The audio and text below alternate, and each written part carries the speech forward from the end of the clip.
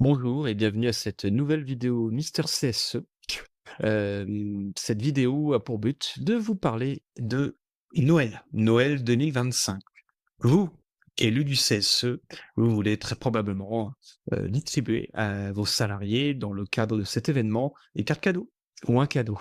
Il y a des règles et je voulais évoquer avec vous aussi les petites histoires qu'il y a eu ces derniers temps sur la notion d'ancienneté, ce qu'on peut faire, ce qu'on ne peut pas faire. Allez, c'est parti pour cette pour commencer, cadeaux et cartes cadeaux, comme d'habitude, il y a un plafond. Il y a un plafond à ne pas dépasser qui est de 5 du plafond mensuel de la sécurité sociale. C'est la même chose chaque année, même s'il y a pu y avoir quelques exceptions pendant le Covid. La règle est toujours la même, 5. Voilà. Et le plafond annuel de la le plafond mensuel de la sécurité sociale, c'est 3 925 € par mois.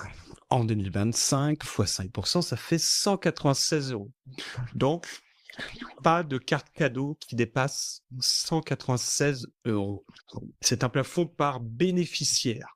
Ça veut dire qu'il vaut pour chaque salarié, mais il peut être démultiplié par le nombre d'enfants, puisque vous avez le droit de donner une carte cadeau ou un cadeau physique aux enfants de vos salariés dans la limite de 16 ans. Il ne faut pas qu'ils aient plus de 16 ans ici. Donc ça veut dire que si vous avez un salarié à 5 enfants, qui lui sont attachés, qui ont tous moins de 16 ans, et vous pouvez lui donner 5 fois 196 plus à lui, au salarié, ça fait 6 fois 196 € en tout, au maximum. Évidemment, vous pouvez réduire l'âge de l'enfant, vous pouvez réduire le montant de la carte cadeau, vous pouvez tout simplement exclure les enfants. Ça, c'est la politique du CSE et c'est surtout en fonction eh bien, des avantages socio-culturels en termes de budget que le CSE touche. Oui.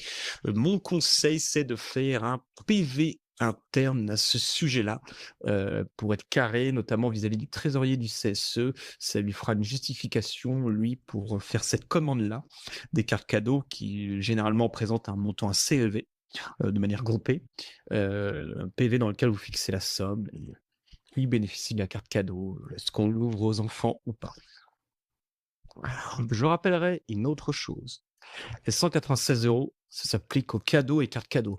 Mais ça ne s'applique pas aux chèques culture, qui sont des chèques d'un type spécifique, qui permet d'acheter des choses plus limitées, des livres, des CD, des places de spectacle, des choses plus limitées, dans des magasins comme Darty ou la Fnac, ou d'autres. Ça ne s'applique pas non plus aux chèques vacances. Donc, chèque vacances, ni même aux sommes dédiées aux plateformes de billetterie, du type Sésame, Swile, Edenred, etc. Je suis pas là pour non plus pour faire de la publicité, il y en a plein. Les sommes que vous allouez à vos salariés et que vous mettez directement sur leur compte sur ces plateformes de billetterie, comme c'est pour acheter des places de spectacle et autres, ou aller dans des parcs d'attractions, il n'y a pas de plafond. Il n'y a pas de plafond du moment que c'est géré par le CSE. Voilà pour ça. Les 196 €, c'est vraiment que pour les cadeaux et les cartes cadeaux. Et maintenant, qu'en est-il du fameux critère d'ancienneté? On en avait pas mal parlé dans d'autres vidéos. Ici, vous le savez, au niveau du critère d'ancienneté, il y a une chose importante avec la Cour de cassation. Je vous mets l'article que j'avais écrit à l'époque à ce sujet. C'est un arrêt de Cour de cassation du 3 avril 2024. Et qu'est-ce qui dit cet arrêt de Cour de cassation? Il vous dit que à l'origine, il y avait une tolérance de l'URSSAF qui acceptait qu'on mette un critère d'exclusion qui ne pouvait pas excéder 6 mois. En gros, vous pouviez dire à tout salarié qui a moins de 6 mois d'ancienneté dans l'entreprise ne pourra pas bénéficier de la carte cadeau ou de n'importe quel autre avantage du CSE. C'était pas que la carte cadeau. Un arrêt de la Cour de cassation du 3 avril 2024 a dit ça, c'est fini. On ne peut plus. L'URSSAF est intervenu derrière en disant ah ouais, mais c'est un peu juste ça.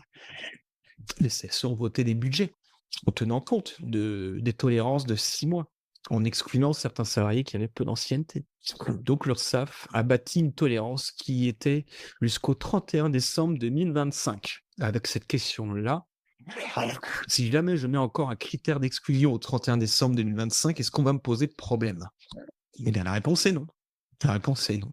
Ça veut donc dire que on on vous laissera. On ne vous n'augmentera pas vos cotisations URSSAF. Vous n'aurez pas de redressement URSSAF si vous avez un contrôle en 2025 et que vous avez encore mis un critère d'exclusion en fonction de l'ancienneté. Donc ça, c'est ce que je vous ai mis dans le texte ici. Un délai jusqu'au 31 décembre 2025. Ça, c'est une actualité publiée le 30 juillet 2024 par l'URSSAF qui vous donne à nouveau cette exclusion-là, plutôt cette tolérance-là. On a jusqu'au 31 décembre. Donc pour Noël 2025, ça semble encore passer. J'ai bien dit semble. Pourquoi? Parce que certes, pour l'URSSAF, je suis tranquille, il y a de problème. Après, ce qui se passe, c'est un salarié qui est arrivé récemment, il y a 2-3 mois, me réclame sa carte cadeau. Vous allez dire, ah ben nous, on a jusqu'au 31 décembre 2025. Eh ben surprise, attention, ça c'est juste une tolérance URSSAF 31 décembre 2025. Ça ne vaut que pour les cotisations sociales. Certes, si vous excluez des gens, vous n'aurez pas de redressement URSSAF jusqu'au 31 décembre 2025. Mais un salarié peut très bien s'appuyer sur ce texte pour réclamer sa carte cadeau.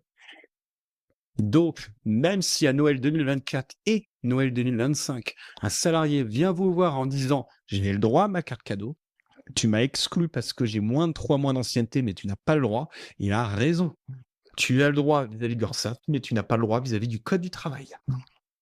Ce sont les deux distinctions, c'est la distinction qu'il faut bien avoir en tête. Donc, je vous recommande dès Noël 2025 de changer vos critères et d'enlever ce critère d'ancienneté, au risque d'avoir un salarié qui vienne vous voir en vous réclamant vos cartes cadeaux. Après, libre à vous. Vous avez encore le droit de le faire. Vous n'avez pas de risque en sens de l'URSSAF, qui est le risque quand même le plus important. Vous avez encore le droit de le faire et vous pouvez creuser les doigts pour que les salariés qui ont peu d'ancienneté ne viennent pas vous voir pour réclamer leur dû. Voilà pour ça. Autre question. Qu'en est-il de la proratisation en fonction d'un critère d'ancienneté? Encore de l'ancienneté, mais on a vu qu'on n'avait pas le droit d'exclure quelqu'un qui avait peu d'ancienneté, mais est-ce que j'ai le droit de réduire son avantage? Est-ce que j'ai le droit de lui dire, bah, comme tu as moins de 6 mois d'ancienneté, tu n'auras pas 100 euros, tu n'auras pas les 100 euros de carte cadeau comme tout le monde, tu n'auras que 50 euros, parce que tu es là depuis 2-3 mois. Ça peut sembler logique. Oui, mais à nouveau, la Cour de cassation a évoqué le fait que c'était interdit depuis un arrêt du 12 mars 2025. C'est totalement interdit. Et je l'ai remis dans mon article que j'ai écrit. C'est une nouveauté du 12 mars 2025, arrêt 23-21.223 pour la technique. L'histoire, c'était qu'il y avait des salariés qui contestaient le fait qu'ils avaient le droit qu'à 150 euros parce qu'ils avaient moins de 6 mois d'ancienneté, alors que les autres, qui avaient plus de 6 mois d'ancienneté, avaient le droit à 20 euros de plus, 170 euros. La Cour de cassation a jugé que c'était interdit. Ça veut dire que vous pouvez pas le faire, ni en termes d'URSSAF, ni en termes de code du travail. Un salarié qui est là depuis 2 mois peut très bien vous utiliser cette arrêt de Cour de cassation pour vous obliger à lui verser la même chose qu'à tout le monde, même s'il est là peu d'ancienneté. Et ce, également depuis cet arrêt-là. Donc ça vaut également pour Noël 2025. La tolérance de l'URSSAF ne vaut que pour l'URSSAF. Alors du coup, je voulais terminer avec les autres critères qui sont interdits. Vous ne pouvez pas non plus distinguer le montant des cartes cadeaux suivant qu'un salarié soit en CDDI, en CDD ou en tout autre type de contrat. Vous ne pouvez pas non plus le faire en fonction du statut. Vous ne pouvez pas donner une carte cadeau d'un montant différent aux cadres et aux non-cadres, même si c'est pour privilégier les non-cadres qui auraient des salaires plus bas. Et vous ne pouvez pas non plus proratiser en fonction de la quantité de travail, et notamment réduire la carte cadeau de ceux qui sont à temps partiel. C'est interdit. Toutes ces personnes-là, en fonction de ces critères-là, doivent toucher la même chose en carte cadeau. Alors du coup, quels sont les seuls critères autorisés pour modifier le montant de la carte cadeau? J'en connais que 2, à coup sûr, en fonction du guide de l'URSSAF 2025. En fonction de la situation familiale du salarié, On l'a bien vu, à Noël, on peut multiplier le montant de la carte cadeau par le nombre d'enfants qui auraient moins de 17 ans, jusqu'à 16 ans révolus, du coup. Ça, c'est possible. Et le deuxième autre critère, c'est que je ne peux pas faire en fonction du statut, je peux le faire en fonction du quotient familial, mais c'est moins pratique puisqu'il faudrait demander l'avis d'imposition aux salariés. Le quotient familial étant égal au revenu fiscal de référence divisé par le nombre de parts. Donc voilà à ce sujet ce que je pouvais vous dire. Le quotient familial. Je vous souhaite en tout cas une belle fin d'année. Je vous souhaite des bons préparatifs pour Noël, pour la commande de cartes cadeaux. Peut-être que vous l'avez déjà fait. Je tourne cette vidéo-là le 28 octobre. Généralement, les testataires sont capables de vous envoyer les cartes cadeaux assez rapidement. Vous avez tout le mois de novembre pour le faire, pour être largement dans les délais. Mais respectez bien toutes ces règles que j'ai pu vous dire, et notamment le fameux plafond de 196 €. Je vous dis à bientôt pour une prochaine vidéo Mister CSE. Au revoir.